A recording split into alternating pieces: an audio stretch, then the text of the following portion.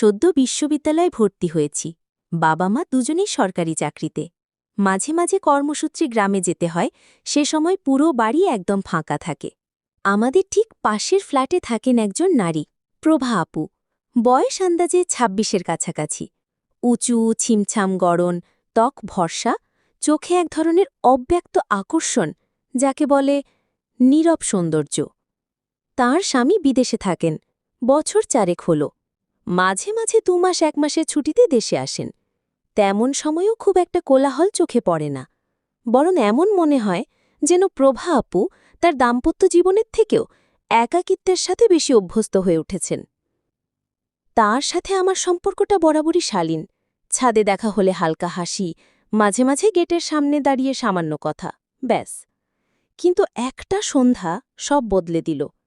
সেদিন বাড়িতে আমি একা, আম্মু আব্বু গ্রামে ৫ দিনের জন্য। সন্ধ্যায় ছাদে উঠে বসেছিলাম বই নিয়ে। হঠাৎ পাশের ছাদের জানালা খুলে গেল। ওটা প্রভা আপুর ঘরের জানালা। আমি চোখ তুলে দেখলাম তিনি জানালার পাশে দাঁড়িয়ে চুল মুছছেন। পরনে হালকা নীল কটনের শাড়ি আর সাদা স্লিভলেস ব্লাউজ। কোনো সাজ নেই, কিন্তু তাতেই যেন অদ্ভুত এক উষ্ণতার প্রশান্তি ছড়িয়ে পড়ছিল। চোখাচোখি হতেই মৃদু হাসলেন। আমিও মাথা নাড়লাম। বাড়িতে একা? হ্যাঁ আপু, আম্মু আব্বু গ্রামে গেছে। তাই বলি, ছাদে বই নিয়ে বসেছ? একা একা খাওয়া দাওয়া হয়? হয় না আপু, তাই আজকাল চা বেশি খাই। হঠাৎই প্রভা আপু বললেন, চা তো আমিও এখন বানাতে যাচ্ছি, তুমি চাইলে আসো, একসাথে খাই। আমি একটু দ্বিধায় পড়লেও মাথা নাড়লাম, আচ্ছা আপু, আসছি। প্রভা আপুর ঘরটায় একটা গন্ধ আছে, নরম আলোর মতো। তার ঘরে ঢুকেই যেন মনে হয় কেউ হয়তো অনেক দিন কাউকে খুঁজেছে, অথচ মুখে কিছু বলেনি। সাদা পর্দা, ছোট্ট খোপে কয়েকটা গাছ, আর এক কোণে একটা টেবিল, যেখানে ২টো চায়ের কাপ ধোঁয়া তুলছে। আমি চুপ করে বসে আছি, আর প্রভা আপু চা ঢালছেন। তারপর আমার পাশে বসে পড়লেন। জানো সজল, একা থাকা অনেক সময় অভ্যেস হয়ে যায়, অথচ মন চায় কেউ পাশে থাকুক, শুধুই একটা কথা বলার জন্য। আমি মাথা নিচু করে বললাম, আপু, আপনি যদি চান আমি মাঝে মাঝে আসতে পারি আপনার সাথে সময় কাটাতে। তিনি কিছুক্ষণ চুপ করে থাকলেন, তারপর বললেন, তুই এখন বড় হয়ে গেছিস সজল, অনেক বেশি বোঝে, এত ছোট আর নেই। সেই মুহূর্তে তার চোখের দিকে তাকিয়ে আমার বুকের ভিতর কেমন করে উঠল একটা অজানা অনুভব, যেন আমি কোনো গল্পের প্রথম পৃষ্ঠায় দাঁড়িয়ে আছি। চা শেষ হতে না হতে হালকা বৃষ্টি নামল। তিনি হেসে বললেন, আচ্ছা, এই বৃষ্টির ভেতর গান শোনার ইচ্ছে হয় না তোর? আমি বললাম, হয়, তবে কেউ না থাকলে শুনতে ভালো লাগে না। তিনি হঠাৎ করেই আমার হাতের ওপর হাত রাখলেন। তাহলে থাক না আজ, আমার পাশে থেকে গান শোনো। বৃষ্টির টুপটাপ শব্দে ঘরটা যেন আরও নির্জন হয়ে উঠল। বাইরে চারদিক নীরব। দূর থেকে মাঝে মাঝে ভেসে আসছিল ব্যালকনির বৃষ্টির ধাক্কায় বাতাসে নড়ে ওঠা পাতার শব্দ। আমি আর প্রভা আপু একসাথে বসে আছি তার ছোট্ট বসার ঘরে, যেখানকার সবকিছু খুব পরিপাটি, কিন্তু কিছু যেন অতিরিক্ত নিঃশব্দ, যেন সময়ও এখানে হাঁটছে ধীরে ধীরে। টেবিলে রাখা ব্লুটুথ স্পিকারে পুরনো একটা গান চলছিল, এই পথ যদি না শেষ হয়। প্রভা আপু হালকা করে বললেন, জানো সজল, এই গানটা আমার খুব প্রিয়। ছোটবেলায় সন্ধে হলেই বাবা এই গান ছেড়ে দিতেন, তারপর মা রান্নাঘর থেকে মৃদু গলায় গেয়ে উঠতেন। সেই সময়টা আর আসে না। আমি তার দিকে তাকালাম, মুখে যেন একরাশ বিষণ্ণতা জড়ানো এক মিষ্টি হাসি। আমি নরম গলায় বললাম, আপু, সময় বদলায়, কিন্তু অনুভবগুলো থেকে যায়। কেউ যদি পাশে থাকে, তাহলে সেই পুরনো গানগুলো আবার নতুন হয়ে ওঠে। তিনি আমার দিকে তাকিয়ে কিছুক্ষণ চুপ করে থাকলেন, তারপর বললেন, তুই আজ আমার পাশেই থাকিস সজল, কথা বলতে ইচ্ছে করছে, খুব বেশি কিছু না, শুধু একটু মানুষ হয়ে পাশে বসে থাকা। আমি মৃদু হাসলাম, আমি তো আছিই আপু। আলো তখন অনেকটাই ম্লান হয়ে এসেছে, ঘরে শুধু একটি টেবিল ল্যাম্প জ্বলছে। মৃদু আলোয় তার মুখ যেন এক নরম আলোয় ঢাকা পড়েছে, ঠিক যেন একটি ছবির ফ্রেম। হঠাৎ করে প্রভা আপু হাত বাড়িয়ে আমার গাল ছুঁয়ে দিলেন। সেই স্পর্শটা খুব কোমল, কিন্তু আমার বুকের ভিতরটা কেঁপে উঠল। তুই এত বুঝিস কি করে সজল? এত নরম স্বরে কথা বলিস, মনে হয় তোর সাথে কথা বললে মনটা হালকা হয়ে যায়। আমি কিছু বলার আগেই প্রভা আপু হঠাৎ সামনে ঝুঁকে এসে আমার গালে একটা আলতো চুমু দিলেন। এক মুহূর্ত থেমে থাকল সময়। আমি বিস্মিত হয়ে তার চোখের দিকে তাকিয়ে রইলাম। তিনি মৃদু হাসলেন। ভয় পেয়েছিস? আমি মাথা নাড়িয়ে বললাম, না, তবে অবাক হয়েছি। প্রভা আপু বললেন, ভালো লাগা কি শুধু তরুণ তরুণীর মাঝে হয়? বয়স কি অনুভবের সীমা ঠিক করে দিতে পারে? আমি জানি আমার জীবনের গল্প অন্যরকম, কিন্তু এই মুহূর্তটা, তোর পাশে বসে এই গানটা শুনে তোর চোখে তাকিয়ে মনে হচ্ছে আমি আবার নতুন করে বাঁচতে পারি। আমার হাত তখন তার হাতের উপর। আমি স্পষ্ট করে অনুভব করতে পারছিলাম তার হাতের কাঁপুনি। সে ভীতু ছিল না, বরং ক্লান্ত। বহুদিন ধরে কারো সাহচর্য না পাওয়া এক নারীর কণ্ঠে আজ ছিল এক আত্মিক আহ্বান। আমি ধীরে ধীরে বললাম, আপু, আমি চাই আপনি আবার হাসুন। সময়টা যেভাবেই থাকুক, আপনি একা থাকবেন না। তিনি আমার দিকে তাকিয়ে বললেন, তাহলে আজ রাতে গল্প করতে করতে ঘুমিয়ে পড়িস আমার ঘরেই। আমি চাই না আবার সেই নীরবতা আমাকে গ্রাস করুক। আমি জানি এই সম্পর্কের শুরুটা শুধুই আকর্ষণের নয়, এটা এক আবেগের ভাষা, যা বহুদিন জমে থাকা এক শূন্যতা থেকে জন্ম নিচ্ছে। ঘরের বাতি নিভে গেছে, এখন শুধু জ্বলছে একটা টেবিল ল্যাম্প। তার ম্লান আলোয় ছায়া পড়েছে প্রভাপুর মুখে। সেই ছায়া যেন তার একাকিত্বের প্রতিচ্ছবি, আর সেই আলোয় ফুটে উঠেছে তার চোখের গভীরতা, যা অনেক দিন ধরেই অপেক্ষা করেছিল একটা স্পর্শ, একটা আশ্রয়ের জন্য। আমি পাশের সোফায় বসেছিলাম, কিন্তু তার চোখের চাহনিতে এমন এক টান ছিল, আমি নিজেই যেন অজান্তে উঠে গিয়ে তার পাশে গিয়ে বসলাম। দুইজনে চুপচাপ। বাইরে তখনও ঝিরঝির বৃষ্টি চলছে। হঠাৎ করে তিনি আমার কাঁধে মাথা রেখে বললেন, সজল, আমি খুব ক্লান্ত। জানো, এই নিঃসঙ্গতা আমাকে ভেতর থেকে খেয়ে ফেলেছে। দিনের পর দিন শুধু একা থাকা, কারোর স্পর্শ না পাওয়া, কারোর সঙ্গ না পাওয়া, এটা কি ঠিক জীবন?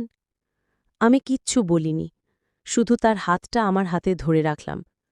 হাতটা বেশ ঠান্ডা, কিন্তু সেই স্পর্শে ছিল অদ্ভুত এক উত্তাপ।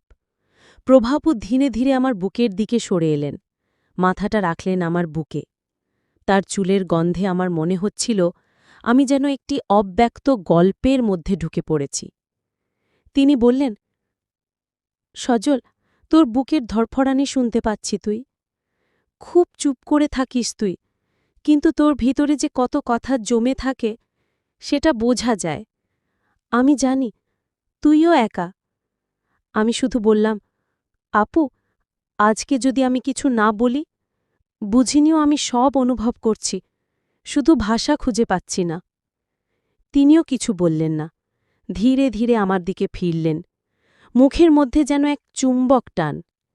আমি অল্প একটু ঝুঁকে এলাম, তার নিঃশ্বাস আমার গাল ছুঁয়ে যাচ্ছিল। আমার ঠোঁটের এক কোণায় আলতো করে তার ঠোঁট ছুঁয়ে গেল। প্রথম চুমু, শব্দহীন, ধীর, কিন্তু হৃদয়ের ভেতরে একরাশ আবেগের ঝড় তুলল। আমরা কেউই তাড়াহুড়ো করিনি, যেন সময়ও থেমে গিয়েছিল আমাদের জন্য। তারপর তিনি আমার বুকের ভিতর ঢুকে পড়লেন এক নিঃশব্দ আলিঙ্গনে। এত খাঁটি, এত নিরাপদ এক আলিঙ্গন, যেন একজন মানুষ বহুদিন পর কারোর কাছে সত্যিই নিজেকে ছেড়ে দিতে পারছে। আমি শুধু জড়িয়ে ধরেছিলাম তাকে, শক্ত করে। কোনো তাড়া ছিল না, কোনো কাম ছিল না, শুধু ছিল ভালোবাসার উষ্ণতা। তার চোখ তখন আমার কাঁধে নুকোনো, আর আমি তার চুলে বোলাচ্ছি। প্রভাবু ধীরে বললেন, সজল, এই মুহূর্তটা যেন কখনো শেষ না হয়। আমি চাই তুই থাকিস আমার পাশে, আজ শুধু ঘনিষ্ঠতা নয়, আজ চাই ভোর পর্যন্ত একটা মানুষকে পাশে পাওয়ার নিশ্চয়তা। আমি তার কপালে চুমু খেয়ে বললাম, আমি আছি আপু, ঠিক এইখানে, যতক্ষণ তোমার দরকার ততক্ষণ। তুমি একা নও। সেই রাতে আমরা পাশাপাশি শুয়েছিলাম, মাঝে মধ্যে হাত ধরেছি, কখনো কপালে চুমু দিয়েছি, কখনো বুকের মধ্যে মুখ লুকিয়ে রেখেছি। কোনো তাড়াহুড়ো ছিল না, বরং ছিল এক ধরনের অনুভব, যেখানে ঘনিষ্ঠতা মানে ছিল মানসিক ছায়া, উষ্ণ আশ্রয়, শুধু শরীরের নয়, হৃদয়ের পাশে থাকার নাম। ভোরের হালকা আলো ঘরের জানালার ফাঁক দিয়ে ভেতরে ঢুকছিল। রাতের বৃষ্টি থেমে গেছে, কেবল ছাদের কার্নিশ থেকে টুপটাপ জল পড়ার শব্দ।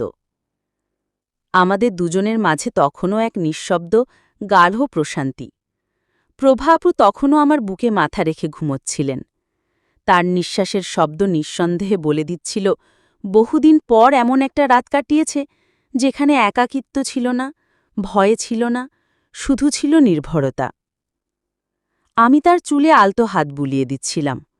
মন বলছিল এই মানুষটার পাশে থাকাটা কোনো পাপ নয়, বরং একটা দায়িত্ব, একটা না বলা চুক্তি, যেখানে উভয়ের মাঝে ঘনিষ্ঠতা মানে ছিল তোমার কষ্ট আমিও বয়ে নেব। আস্তে করে তিনি চোখ মেলে তাকালেন আমার দিকে, একটুও না লজ্জা পেয়ে না সংকোচে, বরং এক প্রকার শান্ত কোমল গলায় বললেন, সজল, এই প্রথমবার মনে হল আমি সত্যিই কাউকে পাশে পেয়েছি। আমি তার কপালে চুমু খেয়ে বললাম, তুমি শুধু পাশেই ন, এখন থেকে তুমি আমার পৃথিবী।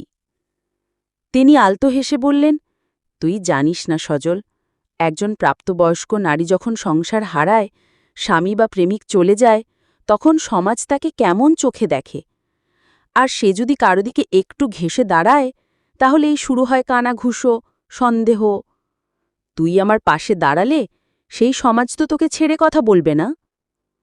আমি এবার সত্যিই দৃঢ় গলায় বললাম, আমরা যা করছি সেটা পবিত্র।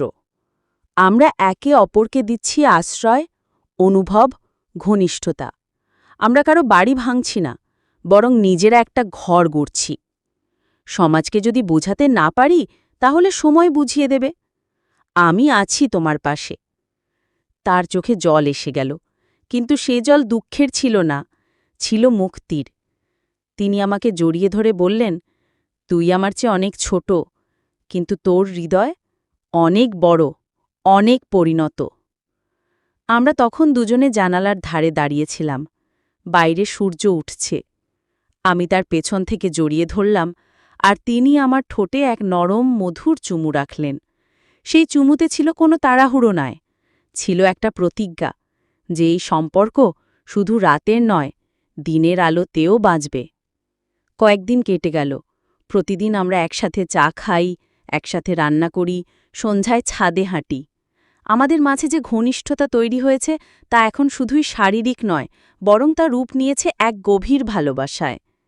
কিন্তু সব ঠিক থাকলেও সমাজ তো চুপ করে বসে থাকে না। প্রথম প্রতিবেশী রমা কাকিমা একদিন এসে হঠাৎ বলেই ফেললেন, বৌদি, ওই ছেলেটা কি তোমার কোনো আত্মীয়? প্রভা আপু একটু হেসে বলেছিলেন, হ্যাঁ, আত্মীয়ই তো, মন দিয়ে আত্মীয়। রমা কাকিমার মুখে যে সন্দেহ ছিল তা আর লুকিয়ে থাকল না। আমার দিকে কেমন বিদ্রূপের হাসি ছুড়ে দিয়ে চলে গেলেন। সেদিন রাতে আমি আর প্রভা আপু ছাদে বসেছিলাম। তার চোখে ছিল চিন্তার ছায়া। সজল, এই সমাজ তো ছাড়বে না, ওরা আমাকে ভালো মেয়ে ভাববে না, তোকে নিয়ে নানা কথা বলবে। আমি শক্ত করে তার হাত ধরে বললাম, তোমার ভালো মন্দ সমাজ ঠিক করবে না, আমি করব, এবং আমি জানি তুমি কতটা ভালো। আমি তো তোমার সেই চোখ দেখেছি যেখানে ভালোবাসা ছাড়া কিচ্ছু নেই। তিনি আমায় বুকে টেনে নিয়ে বললেন, তুই আমার জীবনের সেই ভুল জায়গাটাকে ঠিক করে দিচ্ছিস যেখানে আমি ভেঙে গিয়েছিলাম। সেই রাতে আমরা ঘুমোইনি। আমরা একে অপরকে স্পর্শ করেছি, চুমু দিয়েছি, উষ্ণতার চাদরে জড়িয়ে থেকেছি। শরীরের ভাষা যখন আর কিচ্ছু বলার প্রয়োজন রাখে না, তখন মনের ভাষাই হয়ে যায় শ্রেষ্ঠ। আমরা দুজনেই চুপচাপ বুঝে নিয়েছিলাম, এই সম্পর্কের নাম সমাজ যাই দিক, আমাদের কাছে এর মানে সম্মান, সমর্পণ আর ভালোবাসা। দিন কয়েক ধরে আমাদের সম্পর্ক যেন নিঃশব্দ এক সুরের মতো বয়ে যাচ্ছিল। তবে সেই সুরে মাঝে মাঝে ঢুকে পড়ছিল কিছু অসঙ্গতি। প্রতিবেশীদের কৌতূহল, সমাজের চাপা ফিসফাস আর প্রভা আপুর চোখে মাঝে মাঝেই ভেসে ওঠা একরাশ দুশ্চিন্তা। আমি বুঝতে পারছিলাম তিনি আমাকে ভালোবেসেছেন, আমাকে আপন করেছেন, কিন্তু সমাজের চোখে তাকে একাকী বিধবা বলে বিচার করা হয়। আর আমি একটা তরুণ ছেলে। এই বয়সের ব্যবধান, সম্পর্কের ভিন্নতা সমাজ সহজে মেনে নেবে না। এক সন্ধ্যায় ছাদের কিনারে বসে প্রভা আপু হঠাৎ বললেন, সজল, আমি চাই না তুই আমার কারণে সমাজের কাছে অপমানিত হোক। আমি চমকে তাকালাম তার দিকে। মানে? তিনি শান্ত গলায় বললেন, তোকে ভালোবেসে ফেলেছি বলেই তো বলছি। ভালোবাসা মানে শুধু একে অপরকে আঁকড়ে ধরা নয়, মাঝে মাঝে ছেড়ে দেওয়াও ভালোবাসা। তুই তোর বয়সে যা পাওয়ার তা যেন আমার জন্য না হারাস। আমি তার হাত শক্ত করে ধরলাম। তুমি কি ভাবছ? আমি এই বয়সে কি পেতাম? ক্লাসের বান্ধবীদের খোটা, নাকি পরিবার নির্ধারিত এক ভবিষ্যৎ? আমি তো তোমাকেই চেয়েছি, যাকে পেলে আমি পূর্ণ হই। আমি তোমায় ছেড়ে গেলে আমার আত্মার বড় অংশটাই ফাঁকা থেকে যাবে। তিনি চোখ সরিয়ে নিলেন, কিন্তু চোখের কোণে টলমল করছিল অশ্রু। আমি খুব ধীরে তার কপালে চুমু খেলাম। আমি কোনো কিশোর প্রেমের বায়না করিনি প্রভা। আমি চেয়েছি তোমায় পুরোপুরি সম্মান দিয়ে, ভালোবাসা দিয়ে, ছায়ার মতো পাশে থেকে। সেই রাতে আমরা আবার ঘনিষ্ঠ হয়েছিলাম, কিন্তু এবার শরীরের চেয়ে মনের ঘনিষ্ঠতা অনেক বেশি ছিল। তার চোখে, চুমুতে, আলিঙ্গনে ছিল শুধু একটাই ভাষা, ধন্যবাদ। 1 বছর পর সজল এখন বিশ্ববিদ্যালয়ের শেষ বর্ষে, আর প্রভা আপু কাজ শুরু করেছেন একটি বেসরকারি সংগঠনে, যেখানে একাকী নারীদের জন্য সচেতনতামূলক কাজ হয়। তারা এখন একসাথে থাকেন, একে অপরের পাশে। কোনো নাম নেই সম্পর্কের, কোনো প্রচার নেই, শুধু এক বিশ্বাস, এক উষ্ণতা, এক মেলবন্ধন।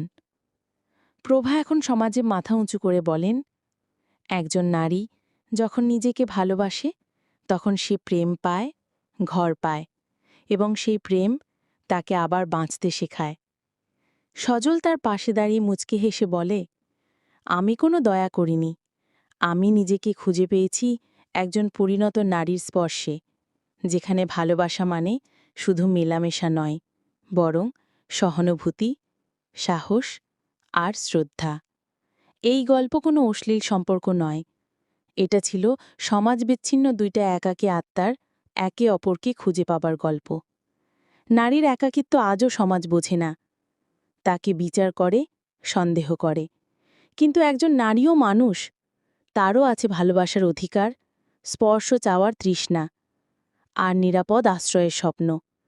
বয়স, সম্পর্ক, অতীত এগুলো যখন সম্মতির পথে বাঁধা নয়, তখন তা সমাজ নয়, বরং মানবতা দিয়ে বিচার করা উচিত। তো বন্ধুরা, গল্পটি এখানে সমাপ্ত করলাম। গল্পটি ভালো লাগলে একটি লাইক ও চ্যানেলটি সাবস্ক্রাইব করে দেবেন। ভালো থাকবেন সবাই। দেখা হচ্ছে পরের ভিডিওতে।